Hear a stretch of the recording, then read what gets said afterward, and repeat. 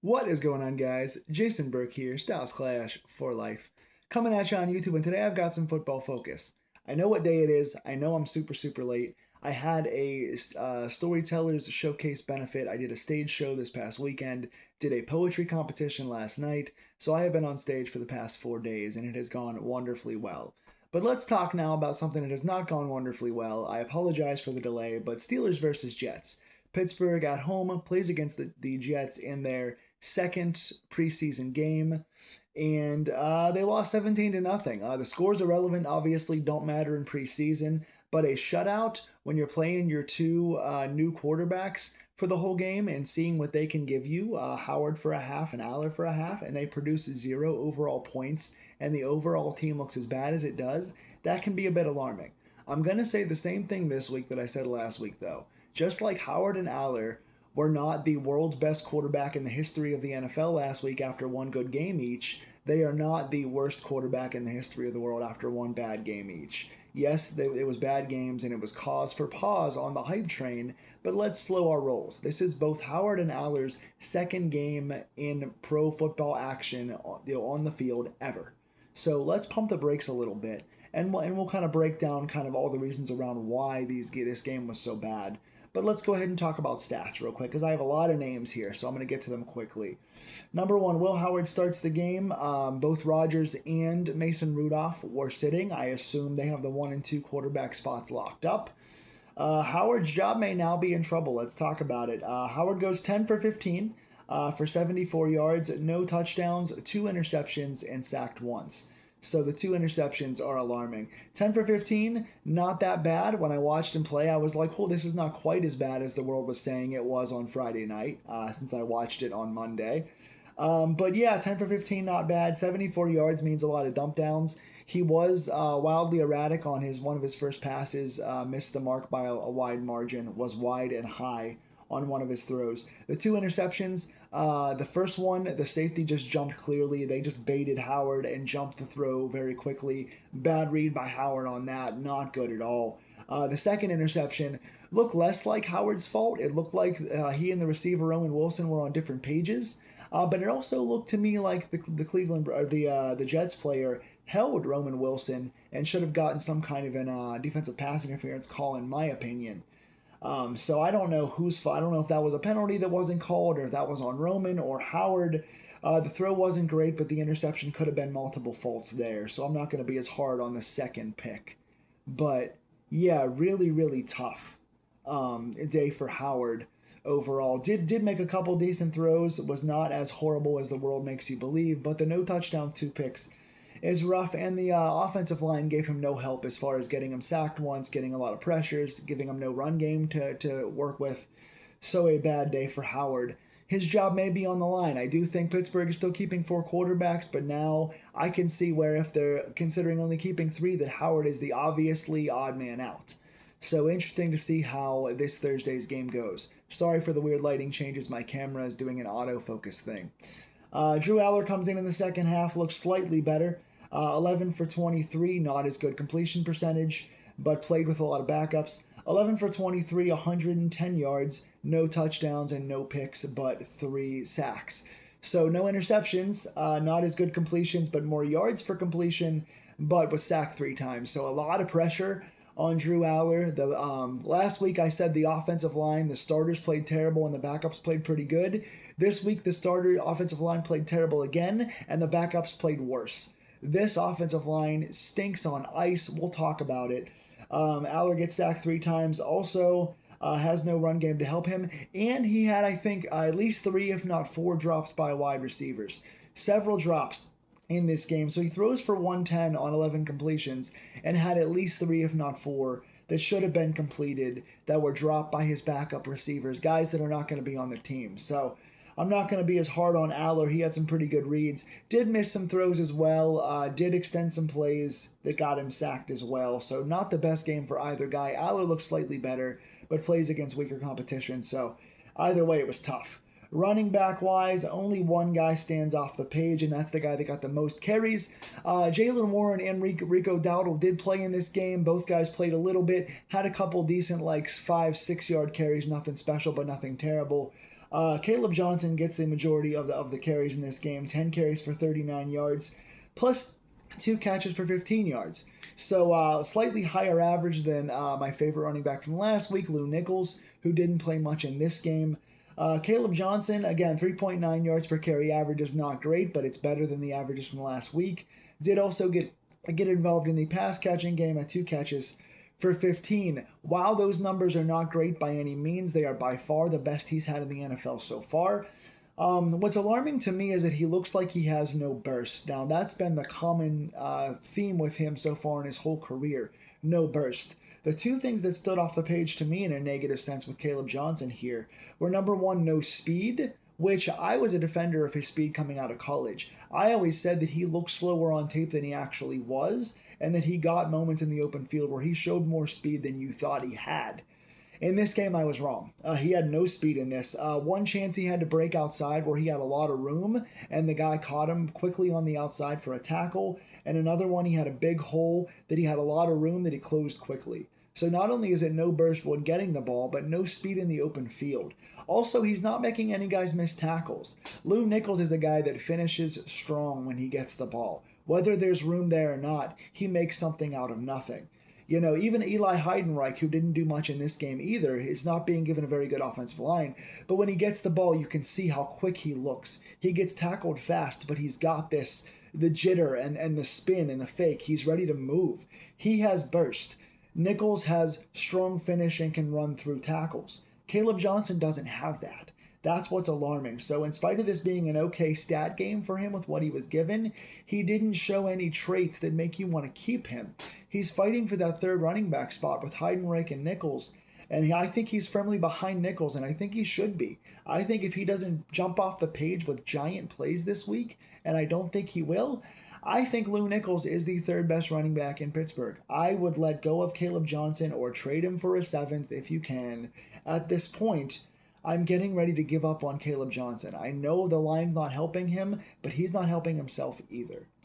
Wide receiver-wise, not a ton to talk about here. The only guy over 32 yards receiving in this whole game was Lake McCree with 2 catches for 46, 1 short sit down over the middle, and 1 was the best play of the game where Aller breaks a sack, extends a play, throws against pressure, and McCree comes down with a nice sideline route, catches and taps his toes. Very good stuff. He did have one other target that was a drop, though, so got to fix that. But McCree and Robert Tonyan are looking at the tight end 3 spot right now, and I like Lake McCree. He's long and big and athletic, but Tonyan is so proven and so consistent. He had 2 catches on 2 targets in this game, and I think Tonyan, because of familiarity with the quarterback and the coach and just how consistent he's been, I think he gets the third tight end spot. But McCree here with the 2 for 46 and the nice sideline catch was a big highlight for him. I hope he gets a practice squad spot and doesn't get stolen by somebody else because I think he's underrated. Riley Nowakowski gets 1 catch out of the fullback spot for a 10-yard play. He's going to be our fullback in this lineup, so he's taking that 4th running back spot as a fullback in this offense too, which is interesting, which leaves less spots for other guys. But receiver-wise, Roman Wilson had 2 catches in this game. Again, potentially 1 interception on that weird pass interference play.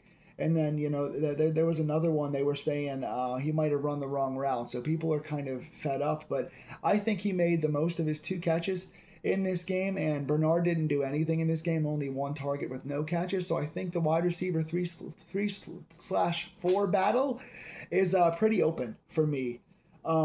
Nothing special out of anybody else. Offensive line, real quick. I'm going to throw some names out there, because I have to spend the most time in this video on this. I don't want to go too long, but Broderick Jones, horrible. Broderick Jones, you were seeing the back of his jersey a whole lot in this game. He had a pretty encouraging first game, stayed out there long, played very well against the backups, played okay against the starters. This week, played a lot and looked bad against everyone. Really bad game for Broderick Jones. We got to figure this out immediately. Max Ionachor is healthy this week, and he's playing this Thursday against the Bills, and he needs to play lights out because both of our tackle spots are in jeopardy. Broderick Jones has looked as bad in this game like he did last preseason into regular season. He is back to bad form, and they need to stop switching guys around and give guys one natural spot to learn, because the switching back and forth has not been kind to Broderick Jones. What a bad game. Off of his most encouraging performance last week, he is back to square one in this game. The only guy who looked as bad as he did this week, Dylan Cook. Dylan Cook looked so bad. These two tackle spots on our offensive line are straight garbage. They look like guys pulled off the street to play football. Like you just grabbed somebody outside of Acrisure with a sign and said, come play for us. You could sign me for a one-game, $1 million contract because I can fall on my ass just as good as they do. I do it for free all the time. Sign me. These two, Dylan Cook and Broderick Jones, looked like trash. Ryan McCollum, backup center / guard, looked terrible in this game. Got beat on a couple interior plays, a few pressures and a few tackles in the running game. Didn't help the running game at all this week. Also had a penalty as well. I think that's 2 in 2 games. For McCollum, he has not looked good at all. I wouldn't be against cutting him, to be honest. 2 names that stood out as exceptionally bad on the backup team. Sorry again for the phone change. Doug Nestor and Jack Driscoll. If you don't know who Doug Nestor and Jack Driscoll are, no surprise. You shouldn't know who they are because they shouldn't be here. They looked terrible. These 2 guys looked absolutely pathetic in the backup role this week. Getting Drew Aller killed out there, and our running backs didn't get a chance to do anything out of the backfield. Really bad offensive line situation. We need depth, and we need a starting tackle real quick. So, Max Ionachor, I hope you're ready, buddy, because you're getting thrown out there, man. For as much crap as we give, like Brock Hoffman, who's been inconsistent and not looked great, and a couple other guys out there, who's the other one? There's somebody else that's been on and off. These guys are looking better at this point. Jennings Dunker, I was thinking of. They look better than some of the starters. So I hope Ionachor is ready. Defensively, for that 6'7" D tackle spot, Kevin Jobity Jr., Dean Lowry, and Gabe Rubio both made 1 play apiece. Rubio had the best game last week, so I expected a little more. Jobity Jr. is not going to make the team. Lowry and Rubio are fighting for that 6 or 7 D tackle spot. At this point, I would say Rubio's slightly ahead because of he's been more consistently healthy, and being a rookie, he played really well last week, and they're kind of on even footing this week, so Rubio's got the inside spot. Outside linebackers, the standout here, Jamin Davis with 3 more tackles, 1 on special teams, 2 on defense. He's been a good outside linebacker, but he's the 5th guy. He's the odd man out, so he's not going to make this team, but he's been solid in both games. Jack Sawyer looked really good. He had a sack and several pressures in this game. Sawyer has had a really good preseason. For being a 4th outside linebacker, dude's a baller. Deshaun Elliott got a forced fumble in there. Good to see him playing healthy as our starting safety. 2 inside linebackers that stood out. Landon Roberts looked like a baller. He played in his first full game since being re-signed to Pittsburgh, and he's going to push several guys here. I think he spells the end for Malik Harrison. Harrison's getting paid too much and doing almost nothing. He only had 1 tackle this week. Landon Roberts, right away, he's loved in the locker room. He's good against starters. He's great against backups. He's a run tackling machine. He is your run stuffing inside linebacker out there, and he balled out this week. Best defensive performance out of anybody this week. Landon Roberts, welcome back. He is the end of Harrison. Harrison's going to be gone, and he's going to push Cole Holcomb too, because he might wind up being the 3rd inside linebacker over Holcomb. Holcomb might go to 4. Carson Bruner, our 5th inside linebacker, is going to stay because of special teams being an ace, but he made 2 very good plays on defense this week. He's a great special teamer, but defensively has been his weak spot. He had 1 really nice tackle in the run game and a very nice sack on a blitz this week. Carson Bruner, 2 good defensive plays. Inside linebacker 5 is locked up, and I like what Bruner is showing on progression. I like seeing that. Danico Slaughter at safety. At slot corner. He's been playing a lot of slot corner because Jalen Ramsey has been hurt and Brandon Eccles has been hurt. So Slaughter's come in and played a lot of downs. He's a plus/minus. Both of these last 2 games, he's had good plays and bad plays. Some coverage he's in the wrong spot for. Sometimes he's blitzing off the edge and making a nice tackle. Sometimes he's playing decent coverage. Physical guy that has ups and downs. I don't think he's going to make the roster because we're going to have our 2 slot corners healthy come regular season. I think Ramsey's officially off the PUP list as of yesterday or so. So we might even see Ramsey on Thursday. But Ramsey's healthy now, and both guys are going to be healthy by the regular season. So I don't think Slaughter makes the team, but he's made some ups and downs and some pretty positive plays in this game. Other 2 safeties that stand out. Rayshawn Jenkins, what a game. 2nd best defensive performance of the entire week. Rayshawn Jenkins balled out. The dude was covering well. The dude was hitting. He was recognizing plays a lot. He's a veteran that gets overlooked because we're looking at our two young guys. But Sebastian Castro only had one tackle this week and was not very present on the field. Spears Jennings only made one tackle this week and it was a nice play. But Spears Jennings is just more of a hitter. He's not a cover guy, whereas Jenkins can cover a little more. He's got a little better play rec, and he does kind of similar things to Spears Jennings, but he's more well-rounded and a better cover guy. So that fourth battle for fourth safety, 3 and 4 safety, is going to be interesting. You've got your two starters, but with Brisker and Elliott. But I think Rayshawn Jenkins might be overtaking Sebastian Castro alongside Spears Jennings as that 3rd and 4th safety. I think Sebastian Castro might be out. His one positive is that he's a special teams guy that plays well, but they can only keep 4 safeties, especially because Jalen Ramsey can play safety as well. So they might only keep 3, but they're definitely not going to keep more than 4. So Castro here might be on the bubble as Rayshawn Jenkins played well this week.